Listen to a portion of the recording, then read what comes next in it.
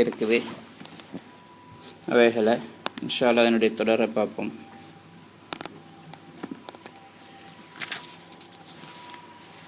நஜீஸலை சுத்தப்படுத்துறதுக்கு மார்க்கத்தில் முறை சொல்லப்பட்டிருக்கு. நஜீஸல் இவை என்று சொல்லி எப்படி அடையாளம் காட்டியிருக்கின்றதோ இதே மாதிரி தான் அந்த நஜீஸலிருந்து எவ்வாறு சுத்தம் செய்வதென்ற முறை மார்க்கம் சொல்லி தந்திருக்குது. அப்போ நஜீஸ்கள் சுத்தம் செய்கிற விதத்தை கவனித்து 3 வகையாக இருக்குது. அதை சென்ற வாரத்தில் சுருக்கமாக பார்த்தோம். முதலாவது நஜாசத்தை முகல்லலான கடினமான நஜீஸ், அது நாய் பன்றியுடைய நஜீஸ். அவைகளை கழுவுறதாக இருந்தால் ஹதீஸில் வந்திருக்கு. நபி ஸல்லல்லாஹு அலைஹி வஸல்லம் சொன்னாங்க, ஒரு பாத்திரத்தில் நாய் தலையை போட்டால் தண்ணீர் குடித்தால் அதை சுத்தப்படுத்துறதுக்கு 7 தடவை கழுவணும். அதில் ஒரு தடவை மண்ணை போட்டு கழுவணும். சிறந்தது ஆரம்பத்தில் மண்ணால் சேர்த்துக்கொள்ள சிறந்தது. அது 7வது தடவையில் கழுவாமல் இருக்கிற மண்ணை பயன்படுத்தாமல் இடையில அப்படி முடியல முதல் தடவை கழுவாட்டி இடையில ஒரு தடவை மண்ணை பயன்படுத்தி கழுவிக்கொள்ள சிறந்தது. அந்த நஜீஸ் நாய் பன்றியுடைய நஜீஸ் ஐனியா அல்லது ஹுக்குமியாவாக இருந்தால் சரி. ஐனியான்னு சொன்னால் அது கண்ணுக்கு விளங்குது. அந்த நஜீஸுடைய தன்மை, அதனுடைய சிறுநீர், அதனுடைய மலம் அது போன்றதாக இருக்குது. கண்ணுக்கு விளங்கக்கூடியதாக இருந்தாலும் அதையும் அவ்வாறு தான் சுத்தம் செய்யணும். அதே மாதிரி கண்ணுக்கு தெரியாததாக இருந்தாலும் சரி. உதாரணமாக தண்ணீரில் நாய் தலையை போட்டுது, அதனுடைய உமிழ் நீர் தண்ணியில் கலந்துட்டுது. அப்போ அது கண்ணுக்கு தெரியாது, ஆனால் நஜீஸ் கலந்துருக்குது. அப்போ அதை சுத்தம் செய்கிறதாக இருந்தாலும் அந்த தண்ணியை கொட்டிட்டு 7 தடவை கழுவணும். அந்த நஜீஸ் உடம்பில் பட்டாலும் சரி, இடத்துல பட்டாலும் சரி, ஆடையில் பட்டாலும் சரி. அப்போ அதுக்கு ஆதாரம் இந்த புகாரி ஷரீஃபுடைய ஹதீஸ். நாய் தலையை தண்ணீரில் போட்டால் தண்ணி குடித்தா எவ்வாறு கழுவுங்கன்னு நபி ஸல்லல்லாஹு அலைஹி வஸல்லம் சொல்லி தந்திருக்கிறாங்க. அப்போ 2வது நஜீஸ் அதாவது சாதாரண முஹஃபஃபாவான நஜீஸ், சாதாரண நஜீஸ். அதுக்கு ஹதீஸில் வந்திருக்குது, அந்த தாய்ப்பாலை தவிர வேறு எதையும் குடிக்காத, உணவு உட்கொள்ளாத 2 வயதுக்குட்பட்ட ஆண் குழந்தையுடைய சிறுநீர். அப்போ அந்த சிறுநீர் நஜீஸ் தான், ஆனால் கடினமான நஜீஸ் அல்ல. அப்போ அதுக்கு நபி ஸல்லல்லாஹு அலைஹி வஸல்லம் அவங்களோட உடம்புல, அவங்களோட ஆடையில் ஒரு குழந்தை நபி ஸல்லல்லாஹு அலைஹி வஸல்லம் தூக்கின நேரத்தில் சிறுநீர் கழிச்சது. அப்போ அந்த நேரத்தில் நபி ஸல்லல்லாஹு அலைஹி வஸல்லம் அவங்க தண்ணீர் எடுத்து தெளித்து கொண்டாங்க. அந்த நஜீஸோட அளவுக்கு தண்ணீர் தெளித்து கொண்டாங்க. அப்படின்னா கழுவுறதுன்னா தண்ணி ஊற்றி தண்ணி ஓட வச்சு பிறகு பிழிகிறது. அந்த அமைப்பில் நபி ஸல்லல்லாஹு அலைஹி வஸல்லம் செய்யலை. அதனால் அந்த நஜீஸை கழுவக்கூடிய முறைமை தான். பூர்த்தியாக கழுவுறதும் பிரச்சனை இல்லை, ஆனால் கட்டாயம் இல்லை. இவ்வாறு கழுவி கொண்டாலும் போதும். அது உடம்பில் பட்டாலும் சரி, ஆடையில் பட்டாலும் சரி, அல்லது இடத்துல பட்டாலும் சரி, இந்த சிஸ்டத்தை தான் சுத்தம் செய்யணும். இதுவும் புகாரி முஸ்லிமுடைய ரிவாயத்தில் வந்திருக்குது. இதே மாதிரி 3வது வகையான நஜீஸ் 2க்கும் இடைப்பட்டது. முகல்லலா கடினமான நஜீஸ், சாதாரண நஜீஸ், 2க்கும் இடைப்பட்ட நடுத்தரமான நஜீஸ். அது நாய் பன்றியுடைய நஜீஸை தவிரவும் இந்த ஆண் குழந்தையுடைய 2 வருஷத்துக்கு உட்பட்ட ஆண் குழந்தையுடைய தாய்ப்பாலை தவிர வேறு எதையும் உட்கொள்ளாத குழந்தையுடைய சிறுநீர், இதை தவிர உள்ள மற்ற எல்லா நஜீஸ்களும் நடுத்தரமான நஜீஸில் சேரும். அது ஒரு ஆண் குழந்தை 2 வருஷத்துக்குள்ளே தான் இருக்குது. தாய்ப்பாலோடு சேர்த்து வேறு உணவுகள், அதாவது புட்டிப்பால் அதை குடிக்குது, இல்லை வேறு எதோ உட்கொண்டாலும் அதுவும் பெரிய இந்த நடுத்தரமான நஜீஸுக்கு போயிடும். அதை கழுவ வேண்டும். இதே மாதிரி பெண் குழந்தை, அது அன்றைக்கு தான் பிறந்த குழந்தையாக இருந்தாலும், தாய்ப்பாலை தவிர வேறு எதுவும் குடிக்காத குழந்தையாக இருந்தாலும் அதனுடைய சிறுநீர் அது ஆண் குழந்தைய சிறுநீர் மாதிரி இருக்காது. அது நடுத்தரமான நஜீஸில் சேரும். அதை கழுவித்தான் ஆகணும். அப்போ கழுவுறன்னு சொல்லி இது எப்படின்னா தண்ணீரை ஓட விடணும், அந்த நஜீஸோட அடையாளம் இல்லாமல் ஆகணும். இதெல்லாம் நடக்கணும். அப்போ தான் அது சுத்தமாகும். அப்போ நஜீஸ் நீங்கணும். உதாரணமாக சிறுநீர் பட்டு இருந்துச்சு, சிறுநீருடைய வாசம் இருக்கும், மலம் இருக்குது, அப்போ அதனுடைய அந்த பொருளை இருக்கும். அங்கே கழுவும் பொழுது அது முழுமையாக நீங்கிடணும். அதனுடைய கலர் போயிடணும், அதனுடைய சுவை போகிடணும், அதனுடைய வாடை போகணும். எல்லாம் போனால் தான் சுத்தமாகும்.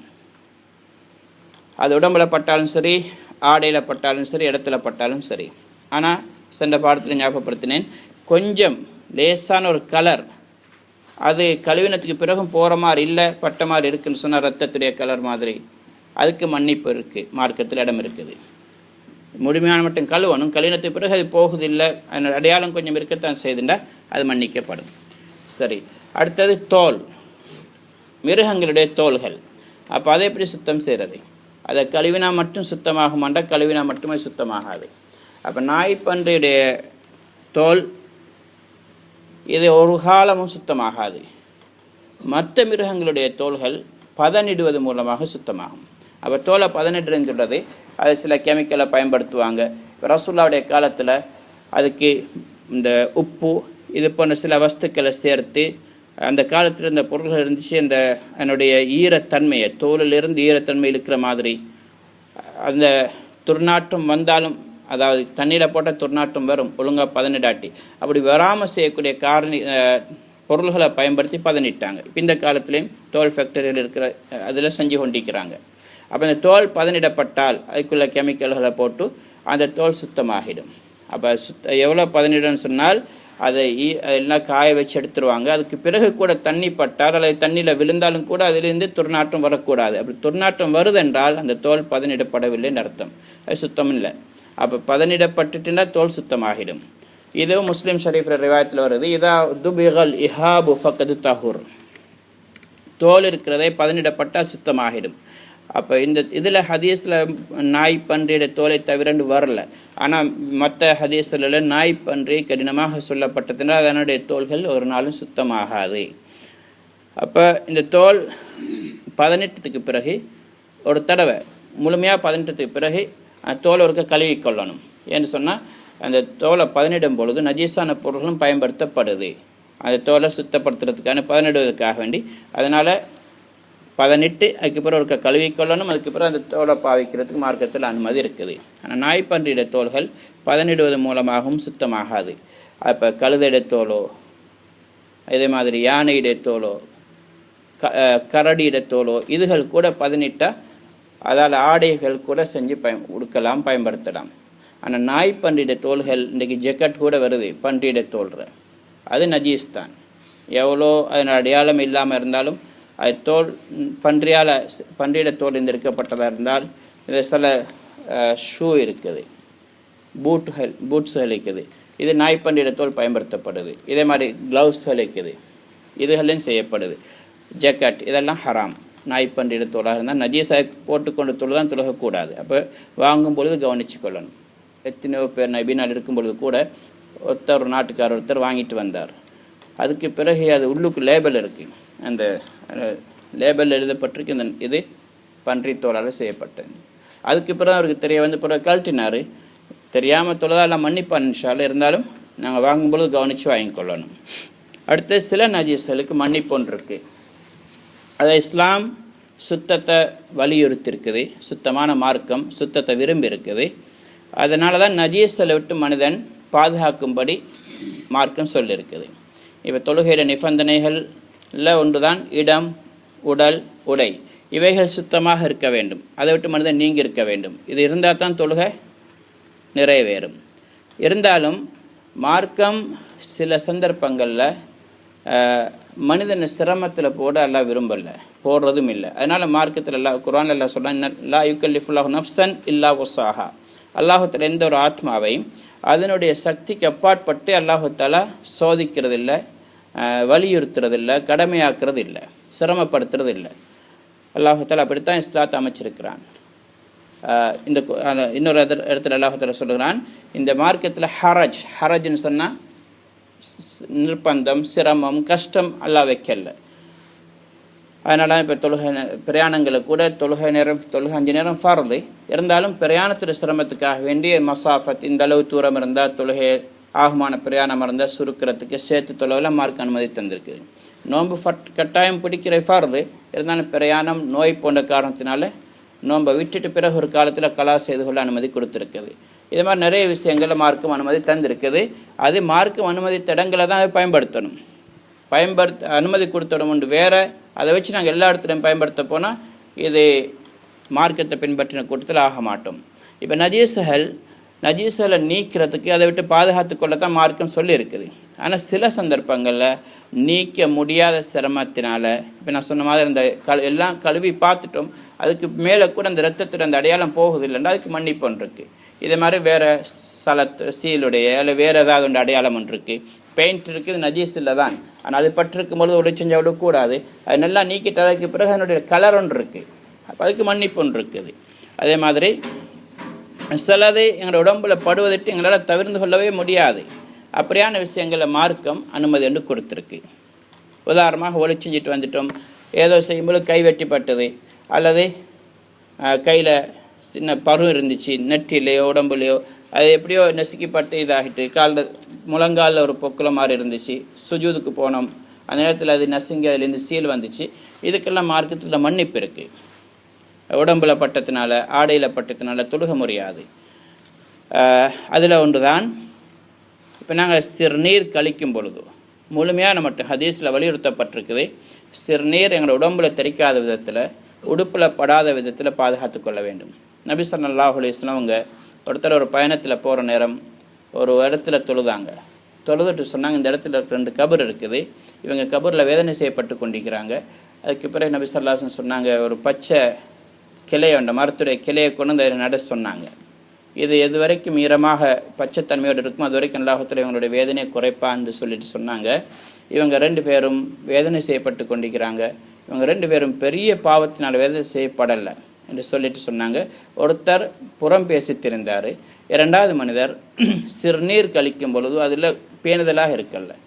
அப்போ அதுக்கு பல அர்த்தங்கள் சொல்கிறாங்க.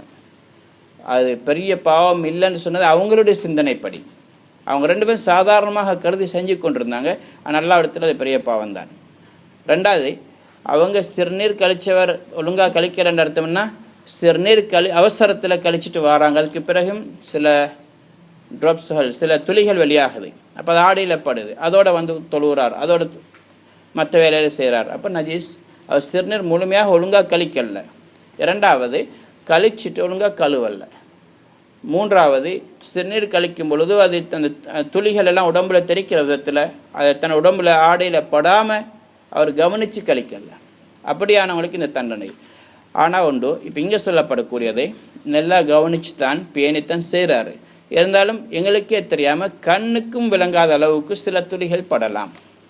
கழுவும் போது சில நேரத்தில் தண்ணி ஒன்று சில துளிகள் கண்ணுக்கும் தெரியாத விதத்தில் கொஞ்சமாக படலாம், உடம்புலையோ உடையிலையோ. இதுகளுக்கு மார்க்கத்தில் மன்னிப்பு இருக்குது. சிறுநீர் மட்டுமல்ல, இதே மாதிரி ஏனே நஜீஸ் இருந்தான், அதுகளுக்கு மன்னிப்பு இருக்குது. இதே மாதிரி கொஞ்சம் ரத்தம், கொஞ்சம் சீல், இதே மாதிரி கொசுவுடைய, ஈயுடைய, வண்டுகள், இது போல் சின்ன சின்ன உயிர் புழுக்கள் எங்களுக்கு நசுங்கி அதில் ரத்தம் இருக்காது. ஆனால் சில நேரத்தில் அது இன்னொரு மனிதனை கடிச்சிட்டு வந்த கொசுவாக இருந்தால் அது ரத்தம் உடம்புல படலாம். அப்படியான விஷயங்களுக்காக மன்னிப்பொன்று இருக்குது. அடுத்தது காயங்களுடைய சிறுநீர், காயங்களுடைய ரத்தம், காயங்களுடைய சீல், அதுக்கு மன்னிப்பொன்று இருக்குது. உதாரணமாக இப்போ நாங்கள் பெண்டேஜ் கட்டியிருக்கிறோம், பெண்டேஜ் கட்டப்பட்டிருக்கு, பிளாஸ்டர் ஒட்டப்பட்டிருக்கு. இப்போ என்ன ரத்தம் உள்ளுக்கு இருக்கத்தான் செய்யும், அதிலேருந்து கசியக்கூடியது. அப்போ ஒவ்வொரு தொழுகைக்கு மார்க்கம் சொல்லலை பெண்டேஜை கலட்டி அதை கழுவிட்டு திரும்ப கட்டிட்டு தொழுங்கன்னு சொல்லலை. அந்த ரத்த நஜீஸ் தான், இருந்தாலும் மார்க்கம் அதுக்கு மன்னிப்பு அளித்திருக்குது. ஏன்டா நிர்பந்தம், சிரமப்படுத்த மார்க்கம் விரும்பலை, மார்க்கம் சிரமப்படுத்துறதும் கிடையாது. அதனால் அந்தப்படியான காயங்களில் ரத்தம் இருக்கும் பொழுது அல்லது சினத்தை சீல் கூட வரலாம். அப்போ அதோட மனிதனுக்கு தொழுவறதுக்கு மார்க்க அனுமதி கொடுத்துருக்கு. இதே மாதிரி இந்த உழுகும் பொழுது விவசாயம் செஞ்சுட்டு உழுவாங்க, மாடை வச்சு உழுவாங்க. அப்படி உழுவும் பொழுது அந்த மாடுகள் சிறுநீர் கழிக்கும், சினத்தில் மலங்கூட கழிக்கும். இப்போ அது இவங்க உழுதோ அந்த கழிவெல்லாம் வரும், இருந்தாலும் கூட சில நேரத்தில் அதில் பட்ட மாதிரி இருக்கும் சான்ஸ் இருக்குது. அப்போ அப்படி இருக்கும் பொழுது அது நஜீஸ் அல்ல, நஜீஸ் தான், ஆனால் மன்னிப்பு இருக்குது. இதே மாதிரி பால் கறக்கும் பொழுது பாலோடு சேர்த்து எப்படியோ சிறுநீருடைய துளிகள் வர சான்ஸ் இருக்குது. அப்படி சில நேரத்தில் பால் கலந்து கொண்டிருக்கும்போது சிறுநீர் கழிச்சிடும், அது சிறுநீர் அந்த பாத்திரத்தில் விளாட்டிங் கூட துளிகள் விடும்.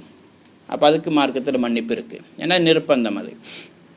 இதே மாதிரி தண்ணீரில் மீன்கள் இருக்குது, ஏன்னா உயிரினங்கள் இருக்குது, அது சிறுநீர் கழிக்குது, மலம் கழிக்குது. இதனால் தண்ணீரில் பெரிய அளவில் வித்தியாசம் ஒன்று ஏற்படாத விதமாக இருந்தால் அதுவும் மன்னிக்கப்படும்.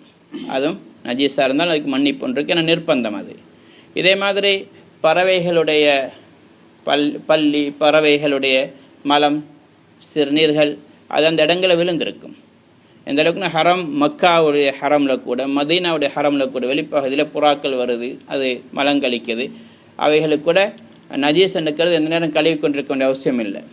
அதுக்கு நிர்பந்தம் மன்னிப்பு ஒன்று இருக்குது. அதை தவிர்த்து கொள்ள முடியாத என்ற சிரமம் இருக்குன்றதுனால அவைகள் மன்னிக்கப்படும். அடுத்தது ஆடு மாடு அறுக்கக்கூடியவங்க, கோழி அறுக்கக்கூடியவங்க, இவங்க அறுக்கும் பொழுது சினத்தில் அதிகம் இல்லாத விதத்தில் கொஞ்சமாக சில துளிகள் ரத்தங்கள் உடம்புல படலாம், ஆடையில் படலாம். இப்போ சினத்தில் அவங்க கழுவிட்டு வந்து தொழுவாங்க, இருந்தாலும் கூட அது அடையாளங்கள் இருக்கும், சில துளிகள் விடுபட்டிருக்கும். அப்போ அவங்கள்ட்ட தொழுகை கூடாதுன்னு சொல்கிறதா? இல்லை, தொழுகை கூடும் என்ற நிர்பந்தமான கட்டம் இது. அது அவருடைய தொழிலே அதுதான். எவ்வளோதான் கழுவினான் சில நேரத்தில் அவருக்கே தெரியாமல் உடம்புல பட்டிருக்கும். அப்போ அதுக்கு மன்னிப்பு ஒன்று இருக்குது. இதே மாதிரி அன்றைக்கு நான் ஞாபகப்படுத்தினேன், இறைச்சி கழுவும் பொழுது ஆட்டிறைச்சோ மாட்டிறைச்சோ அதுகளில் கோழி இறைச்சியில் பொதுவாக இரத்தம் இருக்கும், அதுக்கு மன்னிப்பு இருக்குது. இருந்தாலும் கொஞ்சம் பேணுதலுக்காக வேண்டி நாங்கள் கழுவும் பொழுது ஒரு தடவை ஓடக்கூடிய தண்ணீர் அதை கழுவிட்டு அதுக்கு பிறகு ஒரு பாத்திரத்தில் நாங்கள் போட்டு அதை கழுவினா சிறந்தது. ஆனால் அப்படி கழுவலன்னு சொன்னதுனால அந்த அந்த அந்த ரத்தம் இருந்ததுனால அந்த இறைச்சி நஜீஸ் ரத்தம் இல்லை, மன்னிப்பு ஒன்று இருக்குது. இருந்தாலும் நாங்கள் வெளியில் ஒரு தடவை கழுவிட்டு ஓடக்கூடிய தண்ணீரில் டெப்பை திறந்து கழுவிட்டு அதுக்கு பிறகு பாத்திரத்துக்குள்ளே இருக்கக்கூடிய கொஞ்சம் தண்ணீர்லையும் கழுவினால் சுத்தமாகிடும். அடுத்தது ஒரு குழந்தை, தாய்ப்பால் குடிக்கக்கூடிய குழந்தை, அந்த குழந்தை வாந்தி எடுக்குது, வாந்தி நஜீஸ். வாந்தி எடுத்துட்டு பொதுவாக பிள்ளைகளுடைய வாயை யாரும் கழுவிடுறதில்லை, சின்ன குழந்தைகள் அது. இப்போ இந்த குழந்தை தாயோட மார்பில் பால் குடிக்குது. அப்படி குடிக்கும் பொழுது அந்த குழந்தையுடைய உமிழ் நீரோடு சேர்ந்து அந்த வாந்தியில் வெளியாகின பகுதிகள் நஜீஸான பகுதிகளும் கூட அந்த தாயோட மார்பத்தில் படும். இப்போ சில நேரத்தில் இந்த பொம்பளை எலும்பி மார்பெல்லாம் கழுவி கொண்டிருக்க மாட்டா. இப்போ சுப கிளம்புறா, தொழுவுறா, அல்ல மற்ற நேரங்களில் தொழுவுறாண்டா இப்போ நஜீஸ் உடம்புல பட்டிருக்கு. ஆனால் இதுக்கு மன்னிப்புன்னு இருக்குது. ஏன்னா நிர்பந்தமான அந்த தாய் பால் போட்டக்கூடிய தாய்க்கு ஒரு நிர்பந்தம், அது எந்த நேரம் கழுவி கொண்டிருக்கக்கூடிய என்பது சிரமமான காரியம் என்பதனால் மார்க்கத்தில் மன்னிப்பு இருக்கு. அடுத்த முக்கியமான விஷயம் ரோடுடைய நீர். ரோட்டு மண் இருக்குது, மண் அது சுத்தமானதான் பொதுவானது. ஆனால் சில நேரத்தில் இப்போ நாயை கூட்டிகிட்டு போகிறாங்க, மற்ற மிருகங்கள் போகுது. சில இடங்கள் எங்களோட நாடுகளை பொறுத்துங்க சிலவங்க ட்ரெனேஜை கூட திறந்துடுறாங்க. இப்போ இதே எனக்கு உறுதியாக தெரியுது, அந்த ட்ரெனேஜுடைய தண்ணி வருது, இப்போ மழை தண்ணி சேர்ந்து கலந்துருக்குது. இப்போ இது எங்களுக்கு உறுதியான விஷயம். அப்படியான பட்டுன்னு சொன்னால் அதிகமான அளவில் உடம்பு நஜீஸ் ஆகும், ஆடையில் பட்ட நஜீஸ் ஆகும். அப்படி இல்லாமல் சில ரோட்டில் போய்கொண்டிருக்கு, நாங்கள் எவ்வளோதான் உடுப்பை தூக்கிட்டு போனாலும் கொஞ்சம் கொஞ்சம் தண்ணீர் எங்களோட ஆடையில் உடம்புல படத்தான் செய்யும் மழை பெய்யும் பொழுது. ஆனால் எங்களுக்கு சந்தேகம் மட்டும்தான் இருக்குது, இது அந்த டெனேஜ் தண்ணியை திறந்துருப்பாங்களோ தெரியாது, அல்லது வேறு சிறுநீர் மலத்துடைய எல்லாம் கலந்து அது தண்ணி நஜீஸாக இருக்கலாம் என்ற சந்தேகங்கள் வந்தால் இந்த இது மன்னிக்கப்படும். அப்படி கொஞ்சமாக படக்கூடிய அந்த தண்ணீருக்கு மன்னிப்பு ஒன்று இருக்குது. உறுதியாக தெரிஞ்சிட்டா அது உறுதியானதை அப்போ தவிர்த்து கொள்ளணும், நஜீஸ்ன்னு கருதப்படும். அடுத்தது 10வது கடைசியான விஷயம், எந்த உயிரினத்துக்கு ஓடக்கூடிய இரத்தம் இல்லையோ அது தண்ணீரில் விழுந்துட்டால், தண்ணீர்லையோ டீலையோ அதாவது திரவமான ஒரு பொருளில் விழுந்துட்டால் அது தேனி, ஈ, எறும்பு இது போன்றது. அது விழுறதுனால 1-2 விழுந்தால் மாற்றம் பெருசாக வராது, ஆனால் அதிகமாக விழுந்துட்டால் சின்னத்தில் மாற்றங்கள் வரலாம். அப்படி மாற்றம் அடையாமல் இருந்தேன்னு சொன்னால் அது சுத்தம்தான், அந்த டீ சுத்தம். கொசு விழுந்துட்டாலும் நஜீஸ் ஆக போகிறது. ஏன்னா நபி ஸல்லல்லாஹு அலைஹி வஸல்லம் சொன்னாங்க, புகாரி ஷரீஃப் ரிவாயத்தில் வருது, இதா வகா ஸுபாபு ஃபீனா யஹதிக்கும் ஃபல்யக்மிஸ்ஹு குல்லஹ் சும்ம யத்ராஹு ஃபஇன்ன ஃபி அஹதி ஜனாஹிஹி ஷிஃபான் வ ஃபில் ஆখির தான். சொன்னாங்க, உங்களோட ஒருத்தருடைய பாத்திரத்தில், அப்படின்னா பாத்திரத்தில் நீர் இருக்கும் பொழுது அல்ல டீ இருக்கும் பொழுது ஏதோ ஒன்று இருக்கும் பொழுது கொசு விழுது, ஈ அல்லது வேறொரு கொசு அப்படி விழுந்தால் நபி ஸல்லல்லாஹு அலைஹி வஸல்லம் சொன்னாங்க, அதை நீங்கள் முழுமையாக ஒருத்தரை முக்குங்க, உள்ளுக்கு ஆக்கிட்டு அதுக்கு பிற எடுத்து வீசுங்க. ஏன்னா அது சொன்னாங்க நபி ஸல்லல்லாஹு அலைஹி வஸல்லம், அதனுடைய ஒரு இறக்கையில் நோய் இருக்கிறது, இன்னொரு இறக்கையில் ஷிஃபா இருக்குது. அந்த கொசு பொதுவாக என்ன செய்யண்டா ஒரு இறக்கையை தான் உள்ளுக்கு போட்டு கொண்டிருக்கும் நோயுடைய பகுதியை. இப்போ அடுத்த பகுதியை நீங்கள் முக்கிட்டீங்கன்னா நோயுடைய பகுதி முக்கப்பட்டு அதனுடைய சேர்த்து ஷிஃபாவுடைய பகுதி சுகத்துடைய பகுதி அதில் முக்கி ரெண்டும் சமனாகிடும். அதுக்கு பிறகு எடுத்து சாப்பிடுங்க, குடிக்கலாம்னு சொன்னாங்க நபி ஸல்லல்லாஹு அலைஹி வஸல்லம். இப்போ ஃபுகஹாக்கள், இமாம்கள், மார்க் அறிஞர் என்ன சொல்கிறாங்கண்டா, இந்த கொசு விழுகிறதுனால அந்த பாத்திரம் நஜீஸ் ஆகும் என்று சொன்னால், அல்ல இந்த திரவம் பானம் நஜீஸ் ஆகும் என்று சொன்னால் நபி ஸல்லல்லாஹு அலைஹி வஸல்லம் முக்கிறதுக்கு அனுமதி கொடுக்க மாட்டாங்க. அது கொஞ்சம் இருந்ததுக்கு மன்னிப்புன்றதுக்குன்னு தூக்கி வீசுங்கன்னு சொல்லுவாங்க, மற்ற முழுமையாக முக்கிறதுக்கு அனுமதி கொடுக்க மாட்டாங்க. அப்போ நபி ஸல்லல்லாஹு அலைஹி வஸல்லம் முக்கி எடுக்க சொன்னதுக்கு என்ன ஆதாரம்னு சொன்னால், அப்படி சொல்கிறாங்க என்ன காரணத்தினால, அந்த சாதாரண சின்ன சின்ன உயிரினங்களுக்கு ஓடக்கூடிய ரத்தம் இல்லை, அது விழுறதுனால அந்த பாத்திரமோ அல்லது அந்த திரவமான வஸ்துவோ அது நஜீஸ் ஆகாது என்பதனால தான் நபி ஸல்லல்லாஹு அலைஹி வஸல்லம் சொன்னாங்க. இப்போ இங்கே கொசுவைத்தான் ரசூலுல்லாஹ் சொன்னாங்க. கொசுவோடு சேர்த்து கொசுவை மாதிரி இருக்கக்கூடிய ஏனைய ரத்தம் இல்லாத ஓடக்கூடிய ரத்தம் இல்லாத உயிரினங்கள், வெட்டுக்கிளி இருக்குது, வெட்டுக்கிளி தான் சுத்தம், மற்ற அல்லாமல் தேனி இருக்குது, எறும்பு இருக்குது, இது போன்றதையும் அதன் மீது கியாஸ் பண்ணி சொல்கிறாங்க. இவைகளும் அவ்வாறு தான் என்பதனால இதனுடைய சட்டம் அதான். இதுகள் ஏதாவது விளங்காத விஷயங்கள் இருக்குதா நஜீஸில் சுத்தம் செய்கிற விஷயத்தில்? அல்லது நஜீஸ்கள் இது எங்களுக்கு சில நேரத்தில் நஜீஸாக இருக்குமோ அல்லது நஜீஸ் இல்லையோன்னு கூட சந்தேகம் இருக்கும். அப்படியான இருந்தால் கேளுங்க, தெரிஞ்சால் சொல்லுங்க.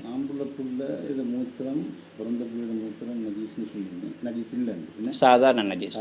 ஓ நஜீஸ். ஓ அது ஹதீஸில் நபி ஸல்லல்லாஹு அலைஹி வஸல்லம் சொல்லலை. இருந்தாலும் உலமாக்கள் ஹதீஸ் ஆராய்ந்தவங்க சொல்கிறாங்க ரெண்டுக்கும் வித்தியாசம் இருக்குது. ரசூல் ஸல்லல்லாஹு அலைஹி வஸல்லம் காரணம் இல்லாமல் சொல்ல மாட்டாங்க, ஆனால் எல்லாத்துக்கும் காரணம் சொல்ல முடியல. என்ன காரணம்டா, பொம்பளை பிள்ளைய சிறுநீர் இருக்குது, அது சின்ன பிள்ளையாக இருந்தாலும் அதனுடைய சிறுநீர் டிக்காக இருக்கும், அடுத்து துருவாடை உள்ளதாக இருக்கும். நான் கொஞ்சம் செக் பண்ணி பார்த்தா விளங்கும். ஆம்பளை பிள்ளைகளுடைய அந்த 2 வருஷத்துக்குள்ளால தாய்ப்பாலை தவிர எதுவும் குடிக்காத குழந்தைய சிறுநீர் வாசம் பெருசாக இருக்குது, அடுத்து திக்கும் இல்லை, தண்ணித்தன்மை தான் கூடுதலாக இருக்குது. இதனால தான் நபி ஸல்லல்லாஹு அலைஹி வஸல்லம் சட்டத்தை வித்தியாசமாக சொன்னாங்க. வேறு ஏதாவது?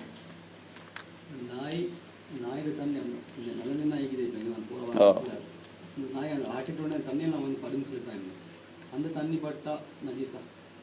இப்போ அதை இப்போ வஞ்சத்தில் ஒன்று அடங்குது அப்படின்னா கொஞ்சமாக இருக்குது, சில துளிகள், பெரிய அளவில் இல்லை. ஓ அதான் கொஞ்சம் சில துளிகளாக இருந்தால் மன்னிப்பு இருக்கு, நிர்பந்தமான கட்டம். இப்போ நாய் நஜீஸ்ன்னு சொன்னது, நஜீஸ்ன்னு சொன்னால் இப்போ ரசூலுல்லாஹ் என்ன சொன்னால் தண்ணீரில் போய் வாயை போட்டேன், அதை வச்சு தான் சட்டமே வந்திருக்கு. அதனால் ஈரத்தன்மை 2 ஈரமாக இருக்கணும். என்னோட கை ஈரம், நாய் காஞ்ச நாயை போய் நாங்கள் கையால் பிடிச்சோம், அதில் கை காஞ்சிருக்குது, நாய் ஈரமாக இருந்துச்சு, அதை பிடிச்சோம், நஜீஸ் ஆகிடும். 2 ஈரமாக இருக்கணும். அதில் எங்களோட உடுப்பு ஈரமாக இருந்துச்சு, காஞ்ச நாய் பட்டது, அப்போ உடம்பு நஜீஸ் ஆகும், உடுப்பு நஜீஸ் ஆகும். அல்லது உடுப்பு காஞ்சிருந்துச்சு, நாய் ஈரமாக இருந்தது, அதில் எங்களோட ஆடைப்பட்டால் நஜீஸ் ஆகும். இப்போ தண்ணி தெளிக்குது, அது கொஞ்சம் சில துளிகளாக இருந்தால் இப்போ சொன்ன மாதிரி அதுக்கு மன்னிப்பு இருக்குது, கூடுதலாக இருந்தால் கலைக்குள்ளே சிறந்தது, இல்லை நஜீஸ் ஆகிடும். கொஞ்சத்துக்கு மன்னிப்பு மார்க்கத்தில் இருக்குது நிறைய இடங்களில். வேறு ஏதாவது விளங்காத விஷயங்கள் இதை எல்மி சரியா? இன்ஷா அல்லாஹ். ரோமம் அதான் இப்போ கார் வாங்கும்போது காருக்குள்ளே இருக்குது, அது இப்போ நாங்கள் நேரத்தில் வந்துச்சு. அது எந்த ஹலாலான மிருகங்கள் இருக்குது அது கூட அதனுடைய ரோமங்கள் உதிர்ந்தால் அது சுத்தம், சாப்பிட முடியுமான மிருகமாக இருந்தால். நஜீஸான மிருகம் என்று சொன்னால் நாய், பன்றி. அடுத்தது சாப்பிட முடியாத மிருகங்கள், கழுதைக்கு, இது என்ன எத்தனை மிருகங்களுக்கு அதனுடைய ரோமங்கள் உயிரோடு இருக்கும்போது இருந்தால் நஜீஸ் அது. அப்போ நாய், பன்றி செத்தாலும் உயிரோடு இருந்தாலும் அது நஜீஸ் தான், அப்போ ரோமம் நஜீஸ். அப்போ நாங்கள் வாகனம் வாங்கும்பொழுது கொஞ்சம் எங்களை கவனித்து கொள்ளணும். அப்படி இருந்தால் தட்டிட்டு சுத்தம் செஞ்சுட்டு தான் அங்கே உட்காரணும். ஏன்னா 2 ஈரமாக இருந்தால் நஜீஸ் ஆகிடும். அப்படி நஜீஸ் இல்லைன்னு சொன்ன இந்த ஈரம் இல்லாட்டியும் கூட என்னோடய உடம்புல ஆடையில் அதிகமாக பட்ட நிலைமையில் வந்து தொழுதாலும் நஜீஸு சுமந்து கொண்டு தொழுகிறோம், அப்போ அது நஜீஸ் ஆகிடும். இப்போ சிலவங்க குழந்தை என்ன செய்கிறாங்க, தூக்கி கொண்டு தொழுகிறாங்க, அந்த குழந்தைக்கு பெம்பஸ் போடப்பட்டிருக்கு. ரசூல் ஸல்லல்லாஹு அதுக்கு ஆதாரம் சொல்கிறாங்க. ரசூல் ஸல்லல்லாஹு அலைஹி வஸல்லம் ஹசன் ஹுசைனை ஒரு மாமா ரலியல்லாஹு அன்ஹுவெல்லாம் சின்ன பிள்ளையில சுமந்து தொழுது வைக்கிறாங்க. ரசூலுல்லாஹ் ருக்குக்கு போகும்பொழுது சுஜூதுக்கும் போகும்போது மேலே ஏறி இருக்கிறாங்க. அப்போ நபி ஸல்லல்லாஹு அலைஹி வஸல்லம் அதை சுமந்து கொண்டு தொழுது இருக்கிறாங்கன்னு பிள்ளைகளை தூக்கிட்டு தொழுகிறாங்க. நிர்பந்தமான கட்டங்கள் அழுகுற நேரம். அப்போ அந்த நேரத்தில் கவனித்து கொள்ளணும், அந்த புள்ள சுத்தமாக இருக்குதான்னு பார்த்துக்கொள்ளணும். இப்போ பெம்பஸ் போட்டிக்கிறோம், சிறுநீர் கழிச்சிருக்குது, அப்போ அதை சுமந்து கொண்டு தொழுகக்கூடாது.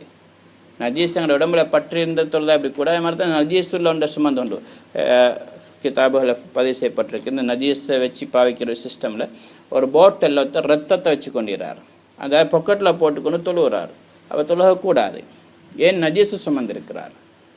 இன்னொன்றுக்கு நஜீஸ்க்கு மேலே தொழுகிறது. இப்போ இந்த முசல்லா இருக்குது, இந்த காப்பட் இருக்குது, இதுக்கு மேலே நஜீஸ் இருந்தால் இதுக்கு மேலே தொழுகக்கூடாது. ஆனால் அதே நேரத்தில் இதுக்கு கீழே நஜீஸ் இருக்குது, நாங்கள் இருக்கக்கூடிய மேல் பகுதி சுத்தமாக இருந்தால் தொழுகக்கூடும். ஆனால் சுமந்து கொண்டு இருக்கிறோம், நஜீஸ் எங்களுக்கு மேலே இருக்குது, நாங்கள் சுமந்து இருந்தால் கூடாது.